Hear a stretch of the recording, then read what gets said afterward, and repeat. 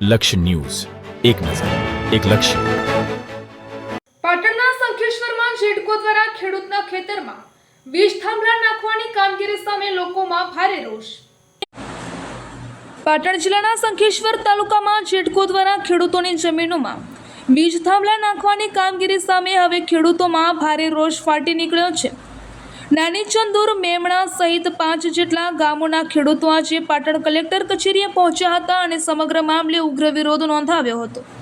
શંખેશ્વર તાલુકાના નાની ચંદુર, મેમણા સહિતના વિસ્તારોમાં 66 કેવી સબસ્ટેશન મારફતે વીજ પુરવઠો આપવામાં આવે છે, જ્યારે હવે 220 કેવી સબસ્ટેશનની 66 કેવી નાની ચંદુર સુધી નવી વીજ લાઇન પ્રસ્થાપિત કરવાની કામગીરી હાથ ધરવામાં આવી રહી છે.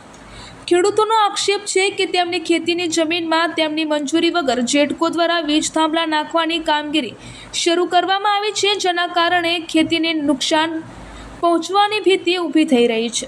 આ મામલે વિરોધ નોંધાવવા મોટી સંખ્યામાં ખેડૂતો પાટણ કલેક્ટર કચેરી ખાતે પહોંચ્યા હતા. 40 ડિગ્રીથી વધુ ગરમી વચ્ચે ખેડૂતો ખાનગી વાહનો મારફતે કલેક્ટર કચેરીએ આવ્યા હતા, છતાં તેમણે રૂબરૂ સાંભળવા માટે કલેક્ટરે જેડકોના જવાબદાર અધિકારીઓ હાજર ન રહ્યા હોવાનું ખેડૂતોને કહી રહ્યા છે.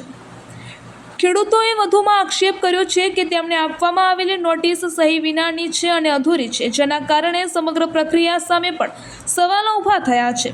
હાલ સમગ્ર મામલે ખેડૂતોમાં ભારે અસંતોષ જોવા મળી રહ્યો છે અને યોગ્ય નિરાકરણ નહીં આવે તો આગામી સમયમાં વધુ ઉગ્ર આંદોલનની ચીમકી પણ ઉચ્ચારાઈ છે. ખેડૂતોના વિરોધ વચ્ચે હવે જિલ્લા તંત્ર અને જેડકો કંપની આ મામલે શું નિર્ણય લે છે તેના પર સૌની નજર ટકેલી છે. રિપોર્ટર પંકજ સાધુ, પાટણ.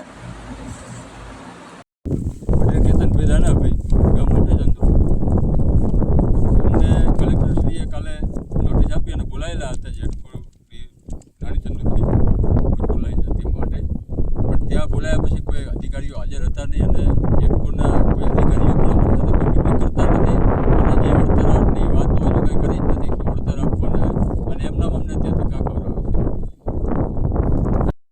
છે. અમારે આ વીજ પોલની મિટિંગમાં કલેક્ટર કચેરીએ નોટિસ ફાળવી હતી. જે તે ટાઈમે અમે એમના ટાઈમે જ હાજર રહ્યા હતા, પણ કલેક્ટર સાહેબ હાજર ન હોવાથી અમે 45 ડિગ્રી તાપમાનમાં ધગધગતા આવા તાપમાં અમારો ભાડા ખર્ચી અને અમે ગયેલા પણ પરત ફરેલ છીએ. તો અમને આ રીતે હેરાન કરવામાં આવેલ છે. તો કોઈ એનું નિરાકરણ થયેલ નથી. તો ગેટકો કંપનીને વારંવાર આવી નોટિસો આપી અને ખેડૂતોને હેરાન કરે છે. આનું નિરાકરણ થતું નથી. તો યોગ્ય વર્તનની અમને કોઈ પોલિસી કે ચોખવટ કરતા નથી. તો આપ શ્રીને વિનંતી કે અમારે આ મેમણા ગામના, મોટી ચંદુર ગામના ખેડૂતોને હેરાન ન કરવા બાબત અને ચોખવટ કરી અને આનું નિરાકરણ કરવા બાબત વિનંતી કરીએ છીએ.